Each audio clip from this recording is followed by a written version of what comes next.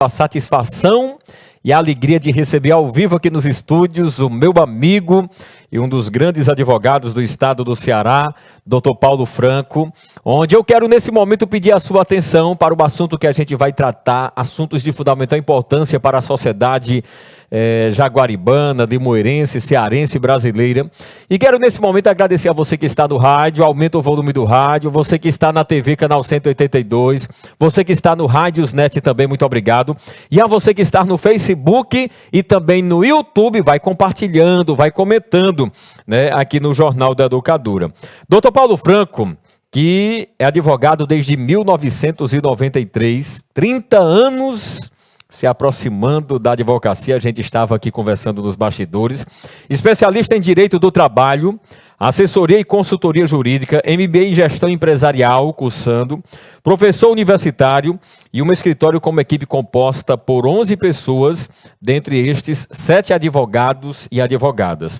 Dr. Paulo Franco, é um prazer conversar com o senhor aqui no Jornal da Educadora, uma satisfação imensa. Boa tarde, meu querido. Satisfação é minha, Richard, voltar aqui a essa casa, me surpreendi, que a Educadora, você sabe que tem uma grande ligação comigo, não só pela proximidade aqui do meu escritório com o estúdio, né, com a sede da rádio, mas porque aqui vivenciei bons momentos aqui nesses meus quase 30 anos aí de advocacia, sempre parceiro aqui da rádio, né? Tive o privilégio e a honra de advogar aqui para a Rádio Educadora, para o Adelmo, para toda a família, né? Essa ligação fraterna que eu tenho com o Chico Pequeno, com todo mundo, com os filhos do Adelmo e com ele próprio, né? Que me conhece desde criança.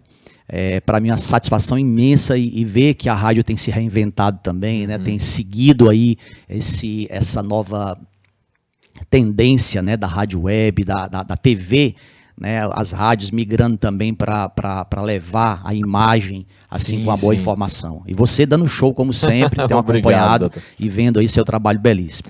Ô, doutor Paulo, é uma satisfação, né, recebê-lo. O Adelmo, né, eu mandei para ele o material quando ele disse, olha, é meu amigão, meu irmão, mandou um abraço bem forte, os filhos, toda a família para o senhor. Ah, muito obrigado. Ele é muito querido, a pessoa Desde a minha infância aprendi a admirar, a gostar, muito amigo do meu pai. Meu pai já trabalhou com o Adelmo, meu pai já foi funcionário do Adelmo. Sim. Então é uma ligação assim muito próxima. E inclusive o papai gerenciou a rádio, você não sabe. Foi? Assim que o papai voltou a morar em Limoeiro, ele gerenciava aqui a Rádio Educadora, cuidando das situações. Ele teve esse momento assim de gestão aqui na rádio quando voltou a morar em Limoeiro. Oh, coisa boa. Doutor Paulo Franco, nós tivemos um bate-papo bem legal no início da pandemia, né? Sim. Tanto numa live através das redes sociais, como também ao vivo aqui na Rádio e TV Educadora, pelo link, né? Estava iniciando aquele momento de pandemia.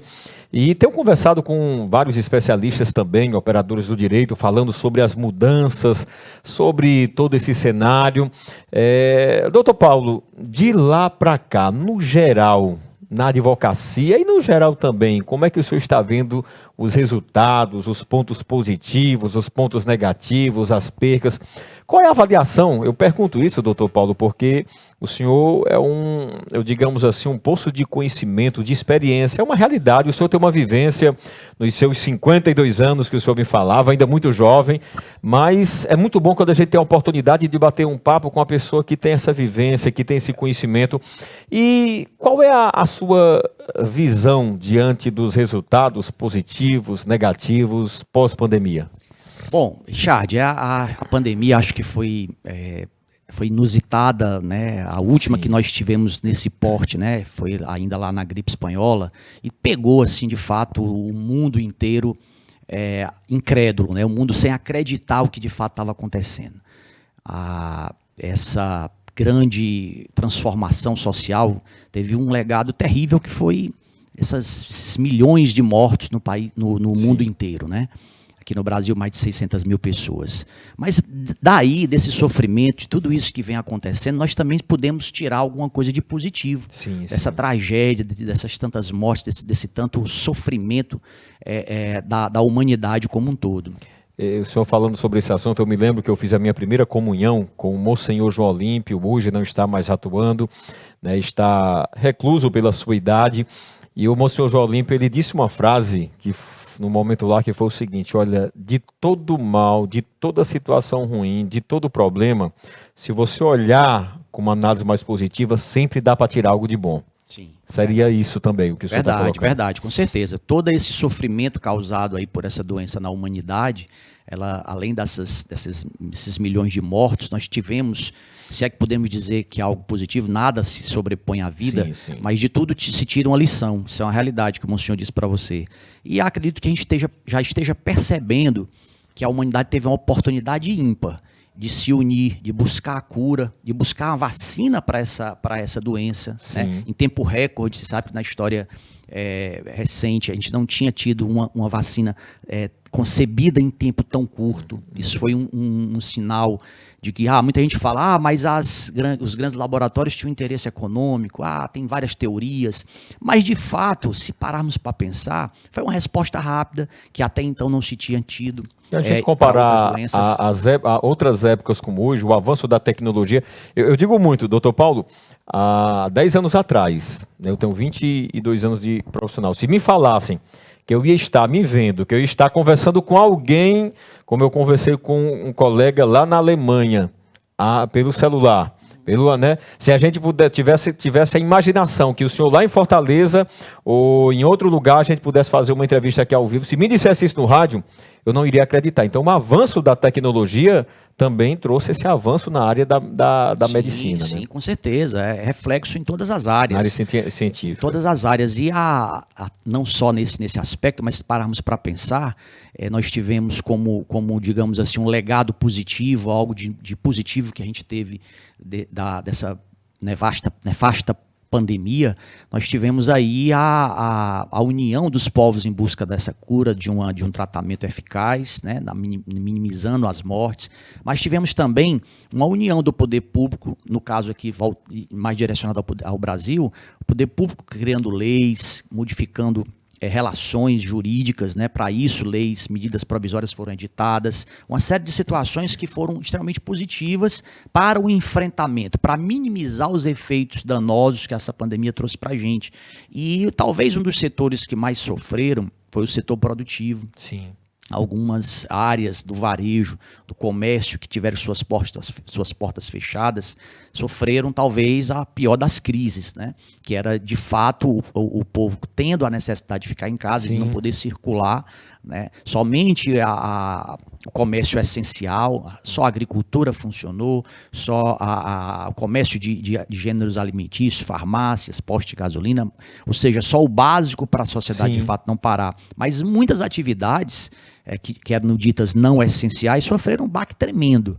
E a partir dessa nova situação que a pandemia impôs a essa parte da sociedade, houve que se reinventar. Esse setor teve que enfrentar, muitos fecharam as portas, é bem da verdade, não suportaram o peso da crise, não se prepararam para isso, porque de fato era uma coisa impensável, né? Quando é que as pessoas estão proibidas de ir para restaurante, para bares, fechados por meses, por anos, né? Atividades como o setor de eventos, né?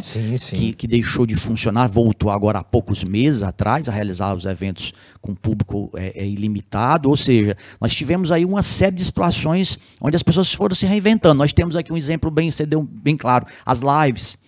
Rapidamente as pessoas começaram a pensar, vamos usar live, nunca se usou tantas redes sociais. As pessoas que achavam que aquilo era sem graça, que, né, a despeito da juventude que é o maior público, né? Mas a grande maioria não tinha tanto interesse, passou a ter por uma necessidade. As redes sociais era tido mais como um movimento, assim, um passatempo, alguns especialistas já usavam para as questões profissionais, né? Mas o que é que acontece? Partiu de um prazer para uma obrigação profissional. Uma saída. As pessoas não tinham mais o que fazer. A partir dali, enxergou-se ali no meio um canal de comunicação direta, né, com o seu público, né, o público-alvo. O e-commerce, que é o comércio eletrônico, surgiu se reinventando. Já existia, claro que já existia. Várias Mas não empresas com tanta força, não com tanta força. Então, empresas pequenas, médias e pequenas se viram na obrigação, já que não podiam abrir as portas, o público não ia chegar até ela teve que criar um e-commerce meio que à força, meio que improvisado, né, fazendo pelo WhatsApp, vendas pelo WhatsApp, ou seja, o que se trouxe é que era verdade aquilo que os especialistas falavam sobre o comércio virtual, ele ser algo que ia ser imposto à sociedade. Não se sabia que era algo nesse sentido, né? Mas que, de fato, hoje é difícil você não ver uma pequena empresa, ainda que microempresa, até mesmo empreendedores individuais, MEIs, né, microempreendedores individuais, eles já estão usando ali para oferecer seus serviços, seja no grupo de WhatsApp, Sim, né, seja ali no Instagram, todo mundo criando sua conta, se divulgando, né, mandando, recebendo Pix, né, hoje a gente brinca muito com a história do Pix, né, hoje você tem Pix, né, hoje é muito verdade. comum, você compra uma pipoca com Pix, você compra qualquer coisa no comércio informal, já tem essa possibilidade de pagamento. Ou seja, isso tudo veio a reboque de muito trabalho para sair dessa crise. Sim. Né? Foi algo que nós percebemos isso muito claramente. E o senhor, como uma pessoa formada em coach, uma pessoa que estuda o desenvolvimento humano, doutor Paulo Franco, que já vou fazer uma pergunta, porque eu tenho certeza que o senhor nunca imaginou está fazendo as suas audiências da forma que foi feito recentemente, né? Mas aí, doutor Paulo Franco, a gente percebe de uma coisa: as crises, mesmo com suas perdas, suas dores, né, suas lágrimas, saem pessoas fortalecidas, sai inovação, sai ideias, e foi isso que aconteceu. Sim, com certeza. A grande virada foi essa, né? Com todo o sofrimento, com toda essa aflição que foi imposta aí pela doença para toda a humanidade, você viu pessoas se reinventando, negócios crescendo no auge da pandemia, negócios indo muito bem, sendo criados para resolver problemas criados pela pandemia, né? A nossa área do direito foi totalmente reinventada, né? Se parar para pensar, o judiciário, que é algo muito fechado, muito adstrito às leis, né, aos regulamentos dos tribunais, rapidamente já existia o processo eletrônico, já era uma realidade. Aqui no Ceará, por exemplo, na Justiça do Trabalho, já era 100%, todas as varas já usavam o PJE, o chamado processo judicial eletrônico, ou seja, não existe mais processo em papel, processo físico, né, na Justiça do Trabalho. Na Justiça Comum já se adiantava também a virtualização completa, somente alguns processos ainda eram físicos, estavam numa fase de implantação já do processo 100% digital, né, migrando também para o PJE, saindo do ESAG para o PJE, e aí nós tivemos uma ruptura muito grande com o tabu da realização das audiências 100% virtuais. Por quê? Sim. Porque já existiam em algumas situações de presos, estavam em outras cidades, então as audiências, às vezes, para evitar deslocar um preso para o fórum, já podia ser feito virtualmente. Alguns juízos,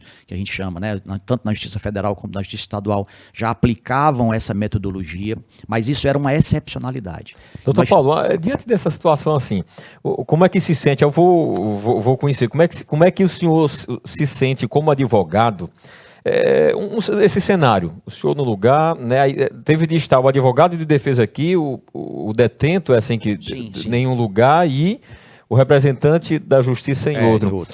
Como é que aquele réu, digamos assim, um réu, né? Isso. Se sente?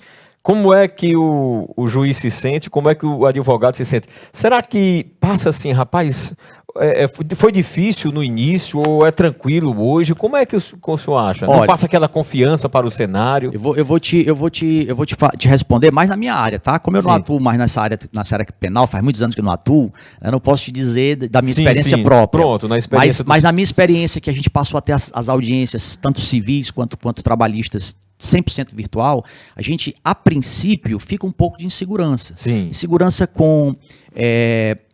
principalmente na hora da que a gente chama da audiência de instrução, onde as testemunhas vão ser ouvidas. Principalmente porque tem gente que ainda não tem nenhuma familiaridade com a câmera, que não consegue olhar para a câmera, que está no celular aqui e não consegue visualizar. Já está tenso devido ao ambiente. Completamente. Você não deixa de estar na presença de um juiz, né? E ali as pessoas às vezes estão na rua, querem fazer a audiência da rua, querem estar fazendo audiência com outras pessoas por perto, que não pode, tem que estar num ambiente fechado, quem vai testemunhar, para não ser orientado. Então, o grande, não só meu, mas o grande receio de todos os advogados e advogadas era de como se daria a instrução. Porque a audiência de conciliação é simples, você está com o seu cliente, o cliente às vezes vem até o escritório, mas na época ele estava em casa, você estava um treino, a gente fazia, vamos fazer um treino, mandava um link do mesmo aplicativo onde acontecia a audiência, ligue aí, é nesse botão, aperte aí, manda uma pessoa na casa dele para testar, né? Então a gente ia fazendo esse treinamento para que na hora H, na hora que dissesse começou a audiência, tá todo mundo ali a postos. Às vezes para o cliente, porque às vezes você chega no momento assim, todo mundo quer naquela imagem, paletó, advogado, juiz, de repente estando em casa ele fica até mais tranquilo. Então tem todo esse lado também, não é, doutor Paulo? Tem esse lado, tem a verdade. As pessoas ficavam mais tranquilas. Estava em casa, às vezes ali tinha um filho perto, se fosse uma pessoa de idade, tinha um neto, né? Tinha alguém ali, isso dava uma certa confiança. Mas por outro lado, às vezes a pessoa não entendia a seriedade do ato, né? Aquele ato que é solene, que é formal, onde aquela imagem e som vão estar gravados para serem reproduzidos no momento oportuno, né? Então era algo que as pessoas demoraram a se adaptar. Muitos advogados e advogadas tiveram restrições, porque, veja, você necessita de uma internet boa, você necessita de uma conexão razoável. E muitas vezes as pessoas, você sabe que os nossos fornecedores aqui, os nossos provedores, às vezes, né, se está no celular, nem sempre funciona, sim. Cai o sinal, tem toda essa problemática e isso não deixa de ser, não deixou de acontecer também durante as audiências, né? Às vezes o próprio juiz não tinha conexão, estava todo mundo lá na sala de audiência, caía a conexão do juiz. Sim. O que você faz? Tinha que esperar o juiz voltar. O juiz caiu aqui, a conexão dele caiu e a gente ficava aguardando. Ou seja, essa realidade nova surgiu e veio assim, passados aí já 2 anos e tanto. O que é que a gente percebeu? É que não tem mais como voltar atrás. Sim. É uma coisa daqui para frente, os juízes já, a grande maioria, são partidários, alguns ainda fazem restrição para audiência de instrução, onde ele quer ouvir, quer que a pessoa esteja num ambiente completamente seguro, a testemunha, para que ela não esteja sendo influenciada por alguém que vá respondendo por ela ou dando dicas, porque infelizmente às vezes isso acontece, né? Sim. Acontece da pessoa estar ali querendo burlar o sistema de alguma forma. E os juízes se preocupam muito nesse aspecto. Mas o que a gente percebe hoje é uma coisa irreversível. As pessoas vão efetivamente... E é em todas as áreas, né, doutor? Eu converso com os secretários de educação, eles dizem, olha, não tem como voltar. Converso com profissionais da área médica, tem clientes que pedem, não, faz a consulta até pela orientação pelo celular. Então, não tem como voltar. Essa é a estrutura. Eu estava conversando em outra oportunidade e dizia, rapaz, era tão mais tranquilo no rádio quando ninguém nos via. E quando a gente fazia... Hoje não, tem toda uma... Né, nós estamos aqui com 7 plataformas, né, ao todo, né? E tem toda uma estrutura, toda uma preparação. Quem está mandando um abraço bem especial, tem várias pessoas mandando um abraço, mas o doutor Alexson Freitas, advogado, gente muito boa, doutor. Gente boa, uma expressão aí do direito eleitoral, né? Um colega que é sempre referência, que a gente lembra, quando fala o nome dele, lembra aí do direito eleitoral, ele é um especialista, né? Advogado que se destaca aí pelas suas posições, grande abraço para ele também. Doutor Paulo, eu quero traçar a entrevista, pessoal, hoje de uma forma que o doutor Paulo é uma pessoa... que tem um vasto conhecimento, tem suas formações e pode nos ajudar muito, né, no despertar, nas novas perspectivas da pandemia.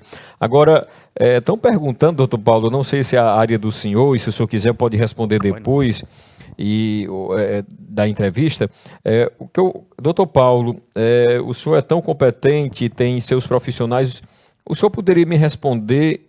Quando o INSS não cumpre uma determinação da Justiça do Trabalho em atualizar o CNS, CNIS. Aí eu não sei se é da área do senhor, se o senhor responde depois.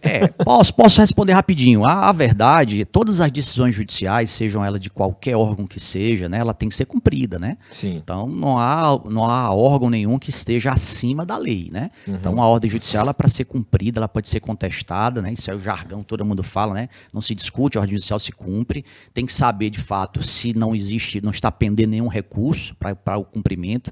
Mas a grande verdade é que nós temos essa situação. É muito comum, que a Justiça do Trabalho às vezes reconhece a existência de uma relação de trabalho que não tinha carteira assinada, que não existiam os recolhimentos de INSS, tá? E De posse dessa sentença, a pessoa que teve esse vínculo reconhecido corre para o INSS e pede a averbação. Diz, aqueles 10 anos que eu trabalhei para fulano de tal, tá aqui. O juiz reconheceu que eu era empregado dele e que eu tenho direito à minha carteira assinada. E segue para o INSS quer não aceitar aquilo como um tempo de contribuição, porque ele alega que ninguém pagou o que devia ser pago para o INSS.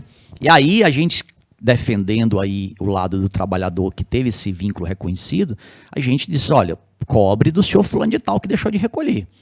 O trabalhador, a sentença judicial que transitou em julgado, ela deve ser cumprida, ou seja, quando se reconhecer o vínculo, o INSS tem, na minha opinião, isso também aqui, deixo claro que é a minha opinião, ele deve cumprir, embora que ele vá atrás de receber o que era devido nesses 10 anos a título de contribuição previdenciária, que ele vá atrás do empregador. Às vezes acontece que o empregador já faleceu, era uma empresa, a empresa quebrou, né? E na verdade o INSS está dizendo o seguinte, se não tiver contribuição eu não reconheço. Se não pagar o que deve ao INSS, esse tempo não vai contar. E aí, respondendo à pergunta, eu entendo que ele deve procurar o advogado dele e deve acionar o INSS na Justiça Federal para que a Justiça Federal determine que o INSS cumpra aquele reconhecimento que a Justiça do Trabalho já fez, que houve ali uma relação de trabalho e que essa relação de trabalho deve constar no tempo de serviço desse trabalhador. Isso tem que ser submetido, finalizando, a Justiça Federal é que tem que, de fato, fazer cumprir aquela decisão da Justiça, mas numa ação própria, não outra ação que não seja a Justiça do Trabalho. Doutor Paulo, voltando a esse momento pós-pandemia ou pandemia, nós vimos assim que muitas inovações também, doutor Paulo, aconteceram. Do ponto de vista legal, como é que o senhor avalia e quais são as principais inovações, no geral, digamos assim, tanto na sua área como também no geral, que foram importantes para... Bom, eu diria que na área da Justiça do Trabalho, principalmente, onde a gente milita com mais frequência, as grandes mudanças vieram com as medidas provisórias logo no começo da pandemia, que trouxeram a possibilidade da suspensão dos contratos de trabalho. Você perceba, Richard, que o cidadão que estava sem poder abrir o comércio dele, ele tinha uma folha de pagamento para cumprir. Às vezes ele tinha 5, tinha 10, às vezes tinha um empregado só. Mas sem abrir, sem faturar, como é que ele ia pagar esse salário? Né? Era um caos total. Né?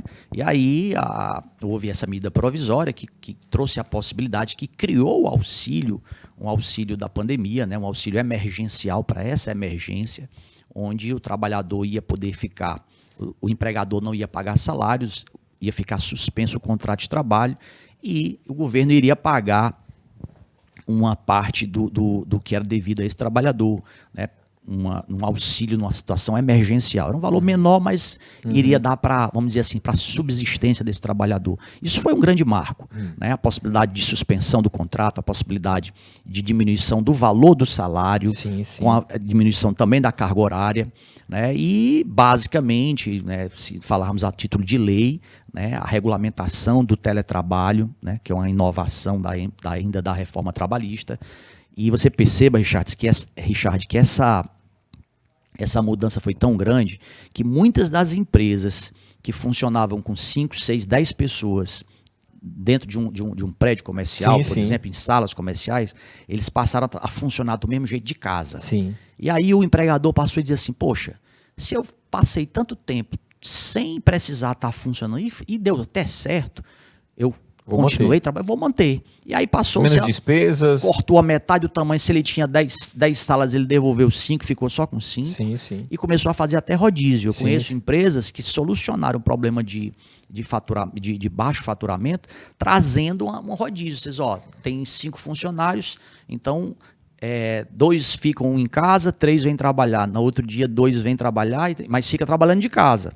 E aí começou a fazer um rodízio, diminuiu a energia, diminuiu uma série de situações. E o que é melhor, as pessoas passaram a produzir mais em casa. Então eu sempre digo, o que você achou da pandemia? Eu disse assim, olha, quem já era trabalhador, quem já produzia, eu tenho alguns clientes que me perguntam que achou, e eu devolvo a pergunta para eles. Eles disseram assim, quem já era trabalhador, quem já produzia muito trabalhando dentro da empresa, em casa passou a produzir mais ainda. quem já não era tão trabalhador, é verdade. passou a produzir menos ainda em casa. Aí a questão não foi o sistema, é a pessoa, é de pessoa. Exatamente, é de pessoa para pessoa. E o trabalho, na verdade, do empreendedor, da pessoa que está gerindo um negócio, que tem que trazer as inovações e as soluções para os problemas, é ele enxergar isso, separar o joio do trigo. E às vezes até o próprio colaborador, porque o senhor sabe que tem um empreendedor direto do negócio, mas tem aquele empreendedor chamado intraempreendedor, que você é um colaborador da empresa, mas você pode empreender e inovar de uma forma. Quantos se destacaram, cresceram nas empresas, né? Com certeza. Interessante que isso aqui nos Estados Unidos, doutor Paulo, eu via muitas matérias, e quando o senhor vai assistir documentários, ou então algumas informações sobre o Vale do Silício, ou sobre outras áreas, o próprio Bill Gates, ele fala muito sobre funcionários da Microsoft que trabalhavam em casa, né? Que trabalhava, gente que botava colchão e trabalhava deitado lá, né? Essa visão inovadora, de certa forma, né?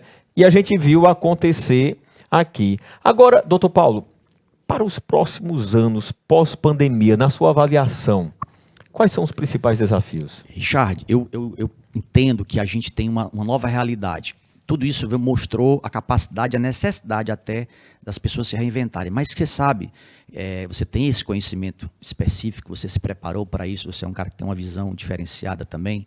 Você sabe que as pessoas costumam não saber como elas estão agora. Sim. E isso não só individualmente, mas também como empresário, enquanto empresário.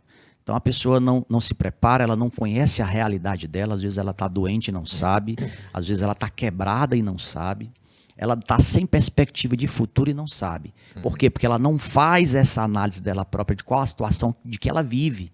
Como é que ela está vivendo, o que é que ela está fazendo, qual é o futuro dela. Ela não tem um plano, ela não sabe como está e nem sabe para onde vai.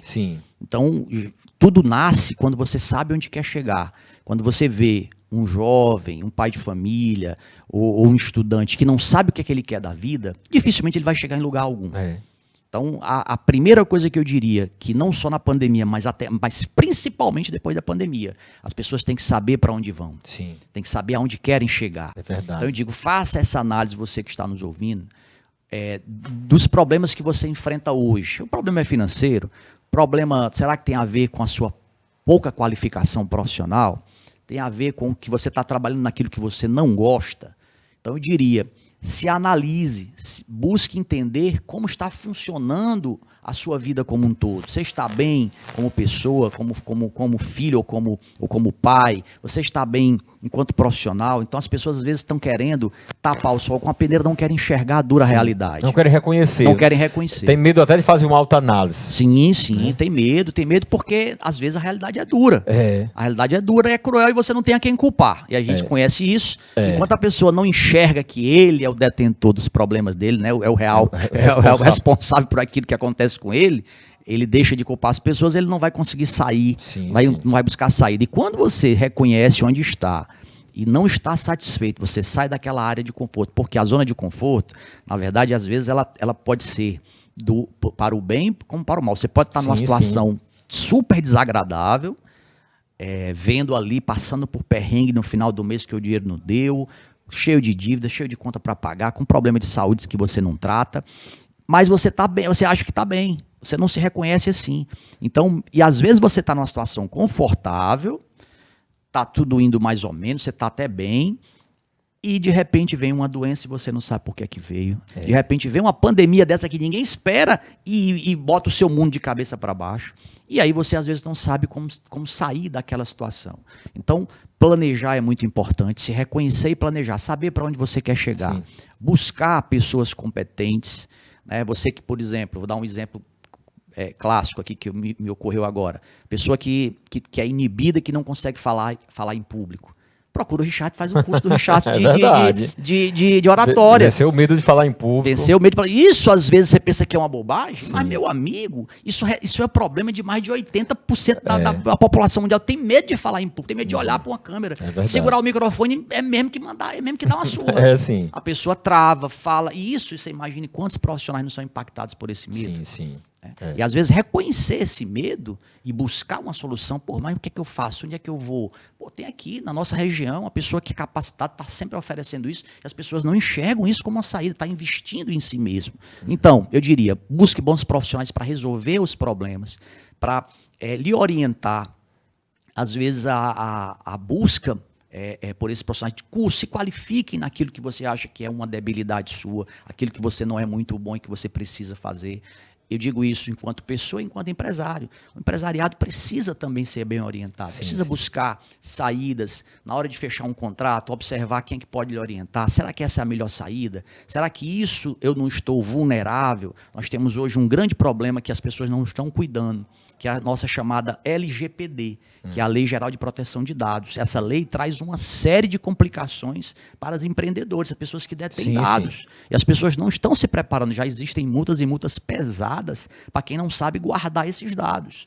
Então a LGPD, Lei Geral de Proteção de Dados, é algo que veio também a ser um complicador se você não se adequar a ela. Se você não gerir os dados que você tem na sua empresa, dos seus clientes, você tem um prazo para se desfazer desses dados. Você não pode estar, de qualquer forma, repassando esses dados para terceiros.